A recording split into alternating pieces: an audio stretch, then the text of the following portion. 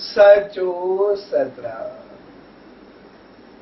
सच सतराम समझायो तो भगवान कृष्ण जे बंदी गिरह यानी कैद में जन्म वठण साई बंदी गिरह जा सब बंधन टूटी करे खत्म थियण जो मकसद है तो भक्ति यानी ईश्वर आराधना या प्रभु पुकार सा भगवान जे प्रकट थियण सां ही जन्म जन्म जा सब बंधन मिटजी करे खत्म थी वेंदा आहिनि ऐं मोक्ष जी प्राप्ति थींदी आहे।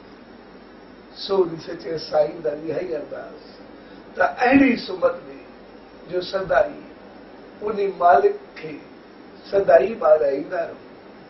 सो जी पावन पुण्य जन्म अष्टमी जे शुभ अवसर ते तव्हां सभिनी भाउरनि भेनरुनि ऐं सॼी संगत खे संत सतराम धाम राणकी साहिब जी तरफ़ खां आशीर्वाद शुभकामनाऊं ऐं वाधायूं।